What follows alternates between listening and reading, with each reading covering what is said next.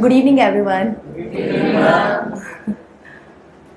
मुझे बहुत खुशी हो रही है। अच्छा, इज इंग्लिश और Hindi I can use both the languages, nobody has a problem. ठीक है। I am very happy today to be here with you people. ये वाला जो फेज होता है, the phase that you are in right now, it is extremely important, all of you know. Preliminary ऐसा है जहाँ सबसे ज्यादा कंपटीशन छट जाता है। 5 लाख बच्चे बैठेंगे, 13-15 हज़ार सेलेक्ट होंगे। So this is the most crucial stage. आप लोगों की कोचिंग ऑलमोस्ट खत्म होने को है, so all of you obviously already know what is to be done and most of you would have covered the most important part and most of the parts. मैं पहले अपनी स्ट्रैटेजी शेयर करूंगी, the way I did the things. उसमें से आपको जो भी कुछ हेल्प मिल सके, I would be really glad if any of the tips can help people, any of you. And उसके बाद अगर आपकी कोई भी क्वेश्चंस हो, यू हैव एनी क्वेरीज, तो I take that up. First of all, related to preliminary, because right now this is the most important stage in front of you people. Preliminary के लिए मेरी जो last days की strategy थी, first of all, last के 2 months dedicatedly I devoted to preliminary preparation. Prior to that, it was integrated, preliminary plus mains. तो उससे कुछ 2 महीने पहले तक मैं अपने मेंस के आंसर राइटिंग की भी प्रैक्टिस कर रही होती थी और अपना ऑप्शनल सब्जेक्ट भी रिवाइज कर रही होती थी. लास्ट के 2 months में I completely left that and it was all extensive study. The more you study, the more schemes ka names, which article, which program is being launched, etc. etc. Preliminary में of course हमें extensive study करनी होती है. जो एक चीज़ मैंने की थी which helped me a lot, not only in preliminary but also in mains and the interview part was, मैंने एक Excel prepare कर लिया था. There was a big Excel sheet. उसकी सेपरेट जो अपने हमारे टैब्स होते हैं या जो वर्कशीट्स होती हैं, मैंने सेक्शंस ड्रॉप कर लिए थे. एक जो सेक्शन था that was completely dedicated to all the reports, ease of doing business report, sustainable development index और जितनी भी हमारी रिपोर्ट्स होती हैं, लॉजिस्टिक्स इंडेक्स, ब्ला ब्ला ब्ला. तो उसमें करीब शायद 60-70 रिपोर्ट्स के नाम थे. हर एक रिपोर्ट के सामने आई हैड मेंशन कि कौन सी एजेंसी से पब्लिश करती है. उसके सामने देयर वाज अनदर कॉलम जहाँ पे था कि लेटेस्ट रिपोर्ट कौन सी आई है, इंडिया का रैंक क्या रहा है एंड हैव वी इम्प्रूव्ड और हैव वी गॉट डिमोटेड. ये वाली जो रिपोर्ट था, ये वाला जो एक्सेल था, ये बहुत इंपॉर्टेंट है. रीजन बीइंग कि हर साल के पेपर में आप देखेंगे एक रिपोर्ट बेस्ड क्वेश्चन जरूर आता है. Sometimes it will be as simple as ease of doing business is published by blah blah agency, और sometimes it could be a little typical that in the South Asian region India's performance is the worst, something of that sort. So you might have to remember certain additional facts. जब आप एक जगह पे सारी information collate कर लेते हैं ना, उसका फायदा ये होता है, एक तो क्विक रिवीजन हो जाता है और दूसरा जो मल्टीपल पॉइंट्स पे आपने अलग अलग जगह इन्फॉर्मेशन पढ़ी होगी, you tend to forget. Okay, और एक ही जगह पे अगर पढ़ोगे ना तो कोरिलेट करके कहीं ना कहीं कुछ याद रख लोगे. फॉर एग्जाम्पल मैं कैसे याद करती थी, जो हंगर इंडेक्स था, अभी आई थिंक उसमें 100 या कुछ ऐसा रैंक था हमारा हंगर इंडेक्स में. तो वो 100 करके मैंने एक असेंडिंग ऑर्डर में ना अपने माइंड में एक मेंटल पिक्चर बना लिया था कि ठीक है, हम एक इनोवेशन इंडेक्स था जो वाइपो पब्लिश करता है. इनोवेशन इंडेक्स में हम 60 हैं. उसके बाद फिर परफॉर्मेंस कैसे कैसे खराब होती जा रही है. There was some another index जिसमें 73 थे, हंगर इंडेक्स में हम 100 थे. उसके बाद फिर हमारी HDI वगैरह जो आते हैं, ह्यूमन डेवलपमेंट इंडेक्स वगैरह वगैरह, उसमें हम 133, ईज ऑफ डूइंग बिजनेस में 130 एंड सो ऑन. तो एक जगह कंपाइल कर लीजिए इंपॉर्टेंट स्टैटिस्टिक्स. सबसे इंपॉर्टेंट रहता है ये हमारा रिपोर्ट्स वाला. नेक्स्ट जो एक्सेल में टैब था that was on important agencies, ASEAN, Shanghai Cooperation Organisation, SAARC, APEC, जितनी भी अपनी ऑर्गेनाइजेशंस हैं. ये वाला Excel I would share that also on internet. It ran into something like 400 lines. ठीक है, 400 ऑर्गेनाइजेशंस नहीं थे, but name of the organisation, when was it established, headquarters कहाँ हैं, ऑब्जेक्टिव्स क्या है उस ऑर्गेनाइजेशन के, और उसके बारे में कोई स्पेसिफिक सी चीज़. फॉर एग्जांपल हमारे MPCR है, वासेनार अरेंजमेंट है. इस तरीके से करके जो ये चारों पांचों बॉडीज़ हैं ना, जो हमारे डिफेंस या मिलिट्री पर्पजेज से रिलेटेड है, कि न्यूक्लियर डील हो गया या फिर मिसाइल्स वगैरह से रिलेटेड, मिसाइल टेक्नोलॉजी से, इसका एक ही जगह पे बना लिया था. और उसके बाद मैंने इस तरीके से याद किया था, चाइना सिर्फ इनमें से एक में है विच इज़ NSG, बाकी किसी में नहीं है. दैट इज वाई बाकी सभी में हमें एंट्री मिल गई है और इसमें हमारा रोड आर्ट का पड़ा है. सो कुछ ना कुछ थोड़ा सा रिलेट करके एक जगह रख लेंगे ना तो हेल्प हो जाती है, क्योंकि sometimes they give the question like this only, China is not a member of, and then they will give you 1 2 3 4 options. जो दूसरा एक रहता है एक निमोनिक्स या कुछ मेमोरी के लिए ना, ट्राई टू यूज निमोनिक्स वगैरह, try to use some association strategy. मैं क्या करती थी, जैसे हमारा था कि यूनाइटेड फॉर कंसेंसस करके एक ऑर्गेनाइजेशन है जो उसके अगेंस्ट है। यू से ही हमारा क्या है, ओके काफी टाइम हो गया रिविजन हुए, so that is the power of revision, multiple times revision करना चाहिए।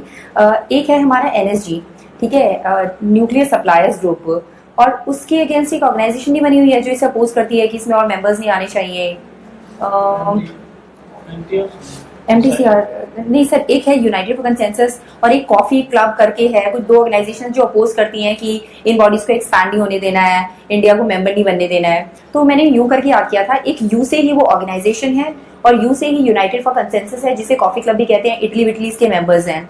तो इस तरीके से कुछ भी छोटा सा स्टूपिड सा कुछ भी निमोनिक बना लीजिए so that you can remember it. मैं जैसे कोई स्कीम का नाम था, उसके स्टार्टिंग के वर्ड्स लेटर्स ले लेके मैंने कुछ ऐसा बनाया था, भाग गई aunty. Okay, it could be funny, जितना फनी होगा, जितना वियर्ड रहेगा, the more are the chances कि you will always remember it. तो कुछ ना कुछ अपना मेमोरी को एड करने के लिए ऐसा बना लीजिए। एक चीज जिसने मुझे हेल्प की, मेरी मासी की बेटी है, शी स्टडीज इन स्टैंडर्ड 5, ठीक है, I try to juice her out as well. उसका मैंने बहुत हेल्प किया to remember the names of schemes and all. तो मैंने इसके दिन में ड्यूटी लगा रखी थी, डेली में उसे कोई ना कोई जो भी नई स्कीम आती थी याद करा देती थी। And then I told her कि इट इज योर रिस्पॉन्सिबिलिटी, दिन में किसी भी टाइम मुझे पकड़ के टोकोगे एंड यू लास्ट मी कि फॉर एग्जाम्पल संपदा स्कीम किस चीज के लिए है, या और भी कोई भी जो स्कीम आ रही है, फलानी चीज स्कीम किस चीज के लिए है। And really guys it help me a lot, क्योंकि मैं कई बार मुंह खोल के खड़ी हो जाती थी, अच्छा ये वाली मैंने तुझे याद कराई थी, and I wouldn't remember it. तो जब वो मुझे कराती थी I would always remember it. कुछ छोटी छोटी चीजें जो मैंने की, you have a tendency to forget the things which you do not revise. जो चीजें मुझे थोड़ी डिफिकल्ट लगती थी ना, फॉर एग्जाम्पल खिलजी ने ये वाला कॉइन लॉन्च किया था, सिल्वर वाला जो टका लेके आए थे, तो मैं भूल जाती थी कि अच्छा टका किसने किया था, फिर उसके बाद दिनार विनार किसने किया था। तो मैं जहाँ पढ़ती थी ना, जहाँ मेरा लैपटॉप रखा रहता था, उसके पीछे एक वॉल थी, वॉल के ऊपर ही मैंने एक बड़ा सा पेपर लगाया और उस पर जो जो the things that I had a tendency to forget ना, उस पर लिख देती थी। तो उसके बाद फिर होता ही यही है कि you will have a look at that thing multiple times and it will get registered in your mind. तो अपने भाई बहन हो, माँ बाप हो, फ्रेंड्स हो, उनको ये थोड़ा सा ना, जो चीज़ आप भूल रहे हो ना, उसे बोल दिया करो, अब ये तेरी रिस्पॉन्सिबिलिटी है मुझे याद कराने की। Next time the moment you see me, you are going to ask me what ABC thing is. Time management की अगर बात करें, टाइम मैनेजमेंट के लिए मैंने टोटली डिसेबल कर रखा था अपना व्हाट्सएप वगैरह। फेसबुक तो any which ways I am not a very good user of Facebook, वो सब मैं नहीं करती थी। जिस चीज़ से आपको ये लगता है ना कि ये टाइम वेस्ट कराएगी, जैसे कई बार मैं यूट्यूब चला लूँ तो मुझे कुछ पाकिस्तानी सीरियल्स पसंद है, then I get carried away और मैं फिर वो देखती जाऊंगी। सो इस चीज तरीके की चीजें जो आपका टाइम वेस्ट करा सकती है, उन्हें कम्प्लीटली नॉक ऑफ कर दीजिए। जस्ट इंश्योर, मैंने अपना यूट्यूब जो था वो डिसेबल कर रखा था, यूट्यूब का ऐप। एंड मैंने घर में अपनी मासी को और मासी के बच्चों को सबको बोल रखा था, the moment you see me wasting my time, you have to remind me the objective for which I am here, the objective for which I am away from my son. And these kind of small small things really help मी।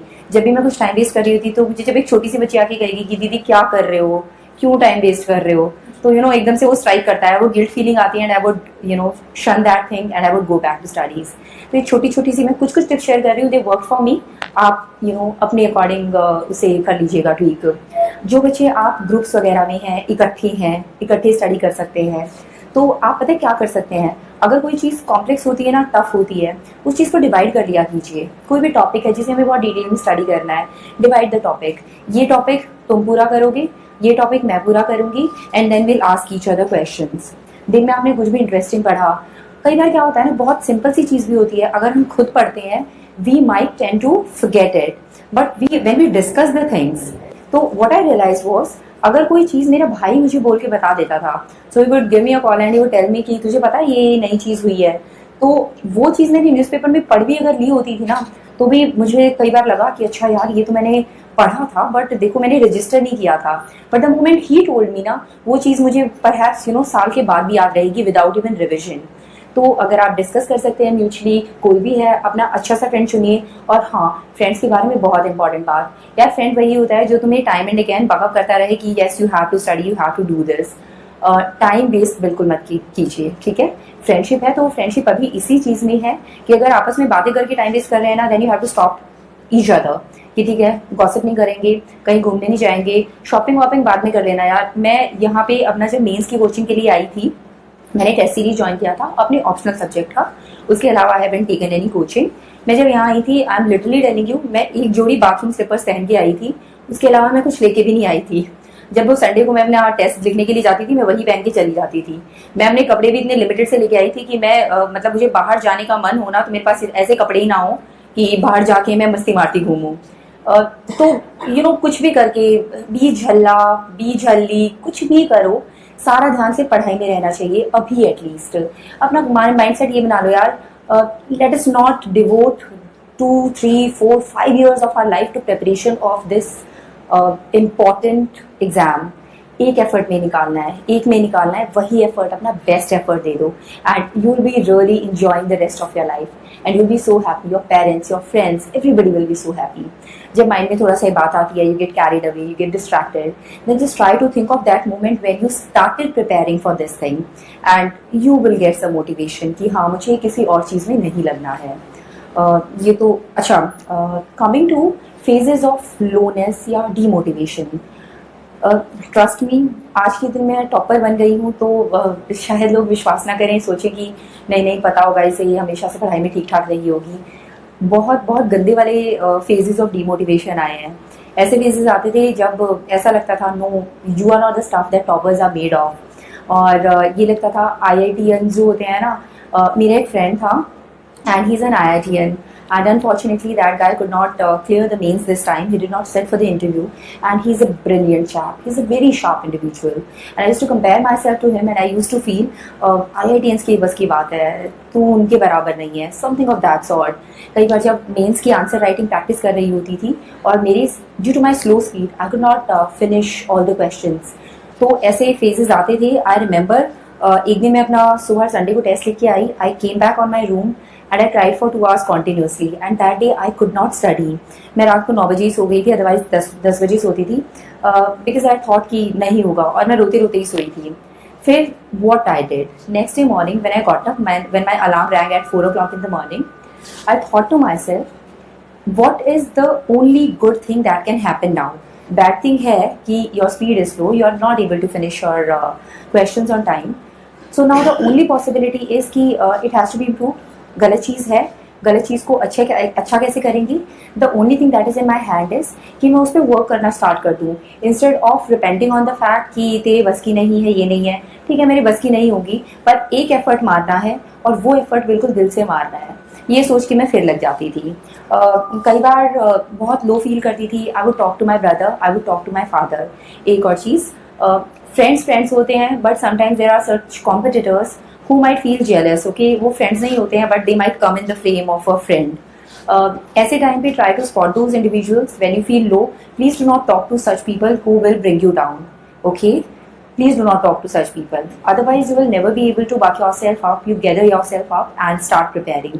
उन लोगों से बात कीजिए जो genuinely आपको प्यार करते हैं, आपकी केयर करते हैं, they will try to boost your morale and confidence। लो वाले फेजेस सभी की लाइफ में आते हैं, उस टाइम पे ना बस ये सोच लीजिए कि हमसे भी ज़्यादा मुश्किलों में या कंसर्न्स में ऐसे लोग हैं जो तैयारी कर रहे हैं। I won't name the people, but there were 2 girls जिन्होंने इतने डिफ़िकल्टी में तैयारी की है। One of the girls had lost her जीजा जी just a month back, okay, and she was very close to him and still she continued preparation। The other girl, she developed a disease because of which her hair started falling and she went all bald, completely bald। Okay, for a girl it is very important. तो सभी की life में बहुत लो वाले phases भी आते हैं, बच्चे इतने बीमार हो जाते हैं। दिस टाइम मेंस में I know 2 people who develop jaundice, ठीक है, at the time of writing mains, और फिर भी उन्होंने इतनी हिम्मत दिखाई यार कि वो मेंस जाके लिख के आए हैं and by God's grace they have cleared mains and they sat for the interview also, one of them has got a rank also. तो जब भी आप लो फील करो, try to think of those people जो आपसे भी बुरी conditions में रह के और प्रिपरेशन कर रहे हैं। Never lose hope, never lose confidence. हमेशा अपने माइंड में रखिए आप जहाँ पे भी जिस भी स्टेज पे है ना, इससे भी और बेटर ही करेंगे। अगर रिपेंट करने लग जाएंगे, सेल्फ पिटी रखेंगे, तो इससे और नीचे जाओगे। ठीक है, तो the only good thing that can happen is some improvement. अच्छा सोचो और दोबारा से पढ़ाई में लग जाओ। कभी भी टाइम वेस्ट वगैरह करने वाली जो चीजें हैं, एक्टिविटीज, उनसे दूर रहो। I will tell you, even while taking a bath, मेरे माइंड में कोई ना कोई जो लेटेस्ट कॉन्सेप्ट मैं पढ़ के when I went to take a bath, मेरे माइंड में वो चल रहा होता था। एंड मैं बिल्कुल भी ब्रैग नहीं कर रही हूँ या मैं बढ़ा चढ़ा के नहीं कह रही हूँ, but this use to be the thing कि जब मैं बाथरूम में भी टॉवल लेके जाती थी तो मैं वो चीज़ दोहराते हुए जाती थी जो मैंने अभी अभी पढ़ी है। And by the time I came out ना, या तो उसमें और कुछ अच्छा सा याद आ गया होता था, अच्छे से दिमाग में बैठ गई होती थी, या कोई ना कोई क्वेरी जरूर आ जाती थी, तो भूल गई ये है ना। तो फिर इमीडिएटली माइंड में होता था जाते ही सबसे पहले वो चेक करना है समथिंग दैट यू फॉरगॉट। तो जिस दौरान आप ये प्रिपरेशन कर रहे हो, please devote yourself completely to studies and studies only. Preliminary की लास्ट स्टेज की प्रिपरेशन की अगर बात करें, लास्ट में जो मेरा शेड्यूल था वो ये था कि मैंने अपना एक गेम बना रखा था that I have to revise each and every book at least 4 to 5 times before sitting for the preliminary examination. उसी अकॉर्डिंग मैंने अपना पूरा टाइम टेबल डिवाइड कर दिया था। I am the person who can not study multiple subjects in a single day, तो मैं अपना सब्जेक्ट वाइज और टॉपिक वाइज डिस्ट्रीब्यूशन करती थी टाइम का। लास्ट के मोमेंट पे ये बना के चलिए कि मल्टीपल रिविजन्स आप उन बुक्स की ले लें जो आपने पहले पढ़ रखी हैं, टेस्ट सीरीज की मल्टीपल रिविजन्स ले लें। आपका जो पीरियड ऑफ रिविजन है that should continuously go on declining. आप जब अपनी फर्स्ट रिविजन लेते हैं, फॉर एग्जाम्पल लक्ष्मीकांत, पहली बार जब मैंने इसको रिविजन लिया तो 1 हफ्ते से कम नहीं लगा था, और 1 हफ्ते में भी बिल्कुल मतलब लास्ट के चैप्टर्स तो फिर मैंने वो तफरी मारी थी कि नहीं बस 1 हफ्ते वाला डेडलाइन कंप्लीट करना है, but I could not finish that in 1 week. Multiple revisions करते करते लेटर ऑन स्टेजेस में जब मैं मेंस या इंटरव्यू के लिए रिवाइज कर रही थी, that time had come down to something like 4 days। तो आप जब बहुत रिविजन कर चुके होंगे, चीज़ को अच्छे से कर चुके होंगे, तो डेफिनेटली टाइम विल डिक्लाइन। मैं आपको ये बता सकती हूँ, till the time of interview जब से मैंने प्रिपरेशन करना स्टार्ट किया था, जो भी मेरी स्टार्टिंग बुक्स थी उनको मैंने कम से कम एनीवेयर बिटवीन 15 से 20 बार रिवाइज किया होगा, ईच एंड एवरी बुक। कोई भी चैंप नहीं पैदा होता है, कोई भी बहुत एक्सट्रीमली इंटेलिजेंट या ऐसा केस पैदा नहीं होता है जिसने एक बार किसी किताब को देखा और इसे सब कुछ याद हो गया। Revision is the key to success. I cannot emphasize this fact, harder, but very very important. Do keep revising. Do keep revising. एक बार गलत होगा, 2 बार गलत होगा, तीसरी बार दिमाग में बैठे ही बैठेगा। Time management, number of hours पे ना किसी के भी मत जाइए कि कौन बच्चा कितने घंटे पढ़ता था। मैं अपना शेड्यूल अगर बताऊं तो मेरा था कि मैं 10 से 4 तक सोती थी, सुबह 4 बजे उठ के मैं पढ़ना शुरू करती थी। उसके बाद माई मासी has been extremely helpful, extremely supportive. मुझे पानी का गिलास भी उठाना नहीं पड़ता था। वो मैं पढ़ रही होती थी, यहाँ खाने की थाली आ जाती थी और मैं खाते खाते ही अपना पढ़ रही होती थी। तो मतलब मेरी इतनी ऑलमोस्ट सेवा हुई है कि सारा ध्यान मैं अपना पढ़ाई पे कॉन्सेंट्रेट और फोकस कर सकूँ। बीच में हाँ, आफ्टरनून में I use to take half an hour nap, mind को थोड़ा रिलैक्स करने के लिए। जब कुछ ऐसा हो जाता था कि your mind is got saturated and I can not take it any more, it use to happen a lot, खड़ी होके बुक बंद करी, just go for a walk, थोड़ा सा घूम के आ गई बाहर, या फिर उस टाइम पे राज्यसभा टीवी की कोई वीडियो देख ली। मतलब थोड़ा सा समथिंग लाइट जिसमें एकदम से आपको फैक्ट्स मगअप नहीं करने पड़ रहे हैं, समथिंग लाइट। बट वो जो डिस्ट्रैक्शन भी हो ना, वो डिस्ट्रैक्शन भी ये ना हो कि you start oiling away your time. वो डिस्ट्रैक्शन भी कुछ ऐसा हो समवॉट पढ़ाई से रिलेटेड, वो काम छोड़ के अपनी बहन से, अपने भाई से, किसी से डिस्कशन कर लो, पढ़ाई पे डिस्कशन कर लो। Even that will be that will have a chilling effect instead of just mugging up the book again and again. Time management हो गया, मल्टीपल रिविजन्स, प्रिलिमिनरी की टेस्ट सीरीज मल्टीपल करनी जरूरी नहीं है, आप एक भी कायदे से कर लेंगे मोर देन सफिशिएंट। ओके, मतलब 30-35 टेस्ट में से निकल जाओ, बहुत सही से हो जाएगा। रिवीजन जरूर करते रहो। करंट अफेयर्स के जो कंपाइलेशन उसमें से मुझे एक बहुत अच्छी इंस्पिरेशन मिली। उसका जो वाला पार्ट है ना, core concept and current affairs, वो बिल्कुल अपने मन में धार लीजिए। C3 जो आपको मेंस के आंसर लिखने होंगे ना, वो आपको लिखने ही इस तरीके से हैं। कॉन्सेप्ट प्रेजेंट किया और उसे करंट अफेयर से रिलेट किया। Till the time you substantiate your answer with current affairs, with some anecdotes, with the latest happenings, तब तक उस आंसर में ना थोड़ा सब्सटेंस नहीं आता है, your answer doesn't become meaty. So that is a very important thing, किस तरीके से आप रिलेट कर पाते हैं। विमेन एम्पावरमेंट का कुछ आता है तो झट से अपना पॉइंट लिखिए कि कैसे कैसे हार्म होता है विमेन एम्पावरमेंट ना होने से, और एंड में लिखिए थोड़ा सा ऑप्टिमिस्टिक नोट पे एंड कीजिए। For example, we have recently seen बेटी बचाओ बेटी पढ़ाओ, and the improvements resulting from that. Okay, I think preliminary से रिलेटेड इतना ही